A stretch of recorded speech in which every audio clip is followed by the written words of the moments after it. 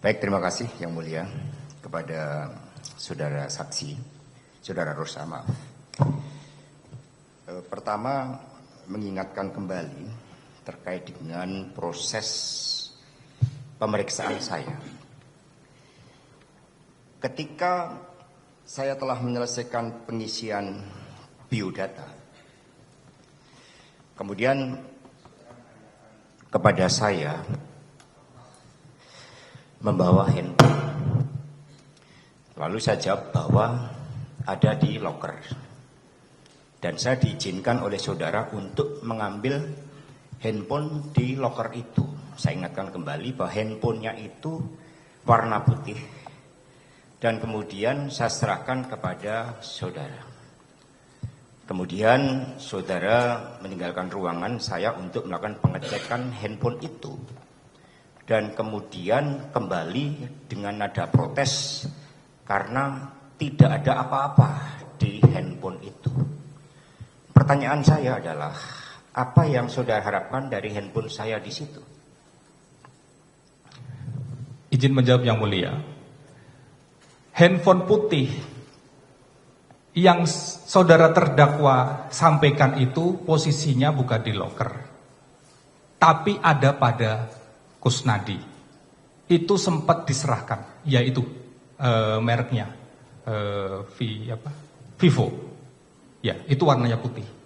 Nah, yang saya lihat pada saat saudara terdakwa berada di lobi, ya, saudara menyerahkan selain handphone itu kepada saudara Kusnadi. Itulah yang kemudian menjadi pertanyaan saya. Menjadi aneh adalah ketika ada orang bawa handphone baru, tidak ada isinya sama sekali. Biar dijawab, biar jawab. Ya, biar jawab dulu. Ya.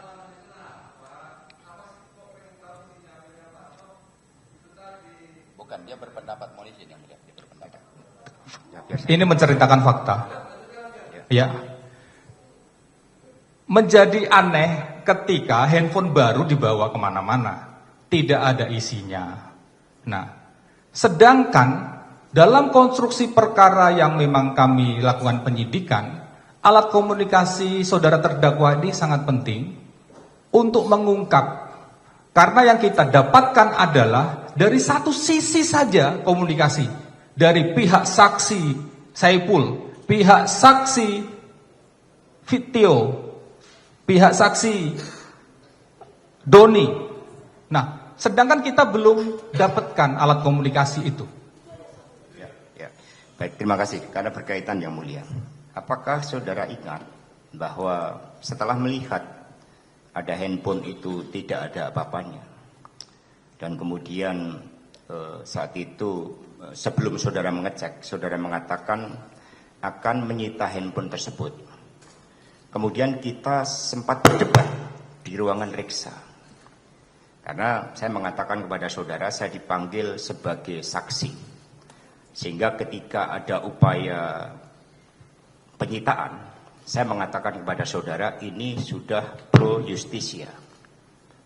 Lalu saya mengatakan kita berdebat, saya menolak penyitaan handphone tersebut. Kita berdebat. Betul. Apakah saudara ingat itu? Saya ingat sekali. Oke. Nah, kemudian di situ saya menunjukkan kepada saudara undangan saya sebagai saksi.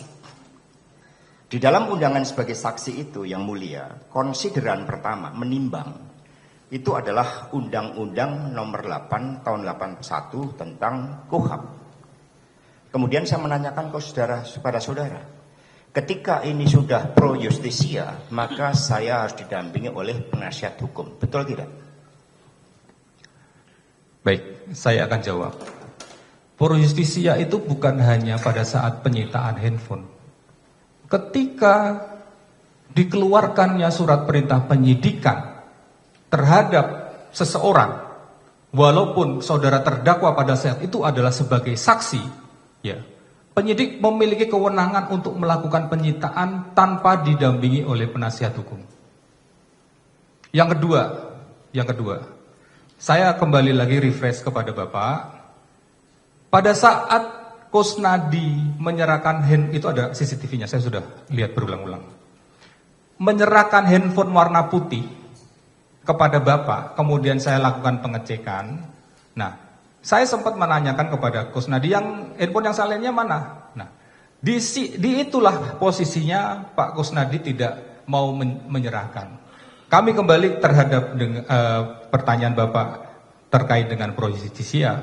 Jadi secara aturan penyidik, karena KPK ini leg spesialis, penyitaan bisa dilakukan walaupun tidak didampingi oleh penasehat hukum.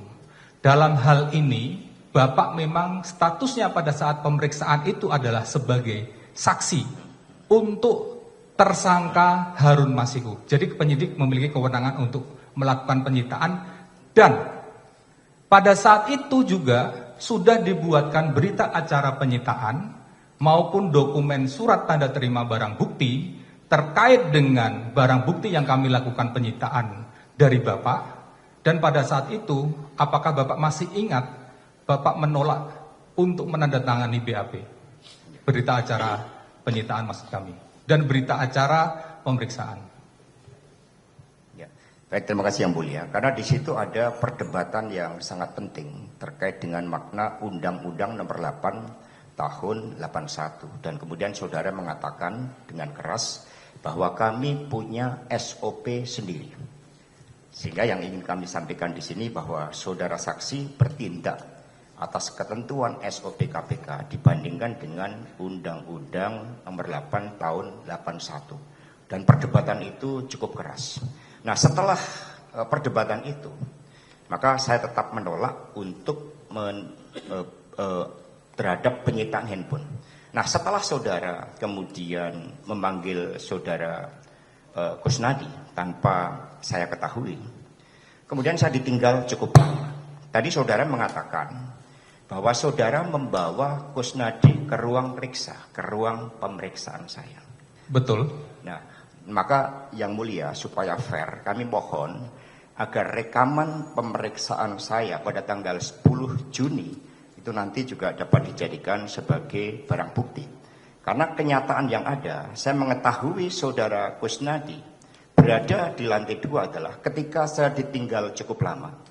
Karena ruangan saya cukup dingin, kemudian saya memanggil saudara Rosa berkali-kali, berteriak, tetapi yang bersangkutan tidak datang. Saya yang diundang sebagai saksi secara resmi ditinggal tanpa pemberitahuan, maka kemudian saya ke belakang, ke toilet tanpa izin. Disitulah saya di lantai 2 bertemu dengan saudara Kusnadi. Lalu di situ saudara Kusnadi saya tanya, kenapa Anda di situ? Dipanggil Bapak, padahal saya tidak pernah memanggil saudara Kusnadi, dan situ terjadi keributan. Bahkan saudara juga emosi. Nah, pertanyaannya adalah bahwa apakah betul pertemuan saya dengan Kusnadi itu di ruang pemeriksaan atau di lantai 2 dekat musola? Saya jawab, Kusnadi kami pertemukan di ruang riksa. Bapak, pada saat itu Bapak lihat ke belakang, lihat Kusnadi, dan kemudian menjadi antipati. Ya, itu ada rekamannya. Kalau gitu mohon nanti untuk kembali lagi supaya fair, nggak ada fitnah, nanti agar rekamannya dapat dibawakan ketika terjadi pemeriksaan itu. Nah, selanjutnya adalah setelah perdebatan, dan saudara masih ingat di lantai 2 dekat toilet, saudara saat tarik, kemudian saudara marah, dan kemudian di situ saya meminta suatu syarat bahwa Kusnadi hanya boleh ada selama 10 menit. Ini faktanya sangat penting karena setelah itu saya didiamkan di dalam pemeriksaan hampir selama 3 jam.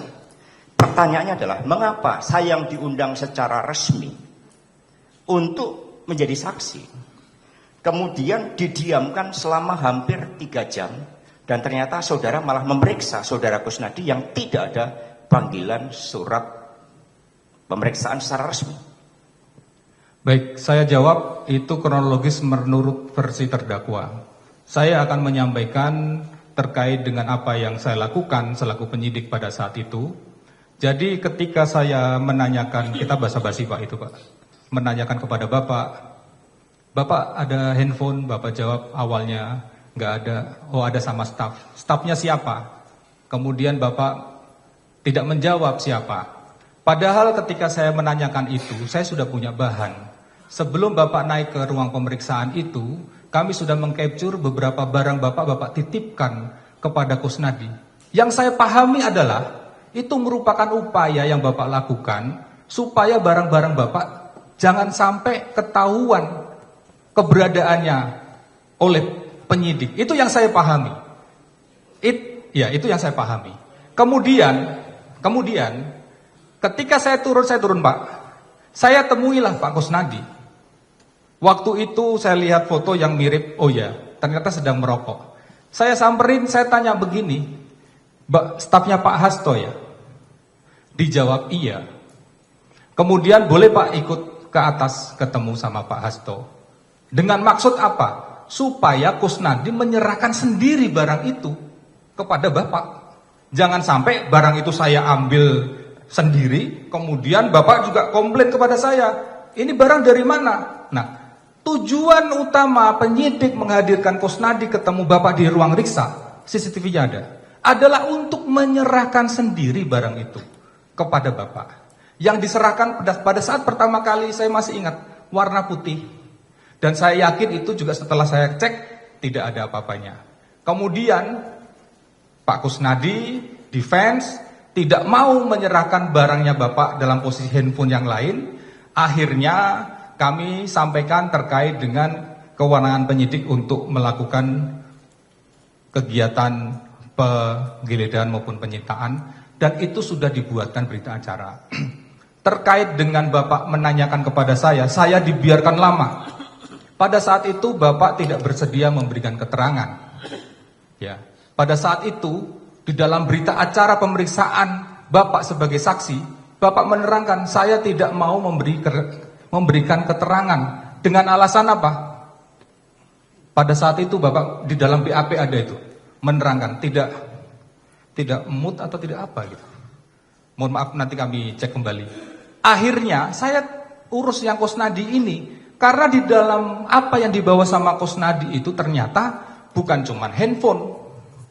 Di situ ada beberapa barang yang kemudian kami lakukan analisa sementara. Uang tidak kami lakukan penyitaan, dan kami tidak melakukan pemeriksaan saksi kepada Pak Kusnadi. Tetapi kita membuat berita acara penyitaan STBBB, dan itu sudah kita berikan salinannya. Jadi itu kronologis menurut kami.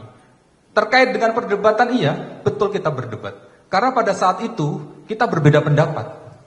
Dan tidak ada, mohon maaf, fisik nggak ada. Kita hanya berdebat keras. Bapak memberikan pandangannya Bapak, dan saya juga memberikan pandangan saya.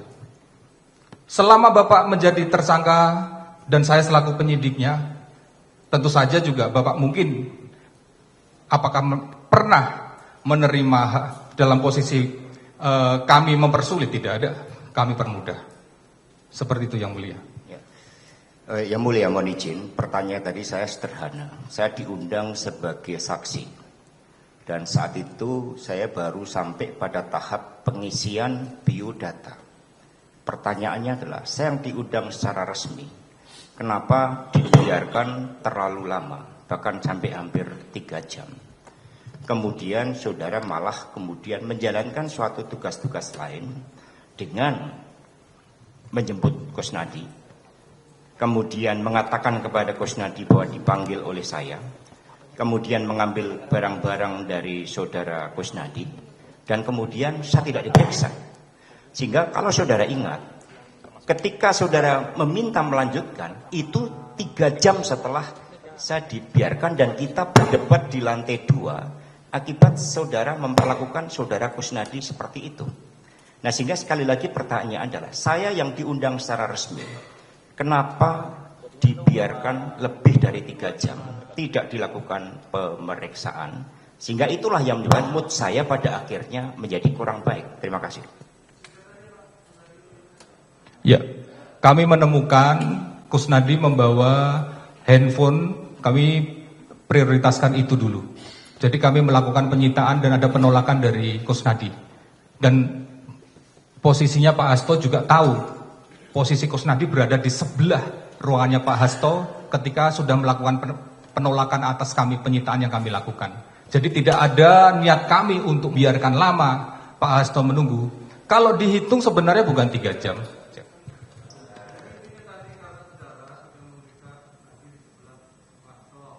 Iya. Iya.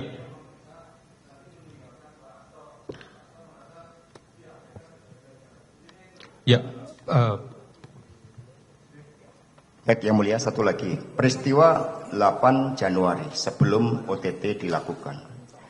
Saya itu saudara menyampaikan bahwa sudah ada tim surveillance yang sejak pagi atau siang telah mengikuti saya, mengikuti mobil dan sebagainya. Kemudian pertanyaannya adalah, pada saat rapat Satgas pembentukan tim untuk melakukan OTT, kenapa saat itu ketika saya sudah di surveillance, tidak ada tim yang dibentuk untuk saya? Pertanyaannya adalah, dalam situasi apa dan atas dasar fakta-fakta hukum apa kemudian saudara memutuskan untuk melakukan pengejaran dan menangkap saya karena diduga terlibat di dalam tindak pidana tersebut? Terima kasih. Izin menjawab, tim surveillance terpisah dengan tim penindakan. Jadi itu berdiri sendiri, bergerak atas permintaan kami. Yang kedua, bahwa fakta terkait dengan perbuatannya Pak Hasto kami dapatkan kuat setelah kami amankan beberapa saksi yang sudah kami jelaskan di awal. Sehingga kami meyakini ketika kami itu ada Pak Hasto terlibat terkait dengan peristiwa pidana ini, maka kami langsung melakukan pengejaran terhadap Pak Hasto. Demikian. Terima kasih Yang Mulia. Izin Yang Mulia.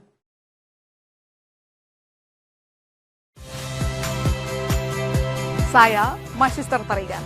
Saksikan program-program Kompas TV melalui siaran digital, pay TV, dan media streaming lainnya.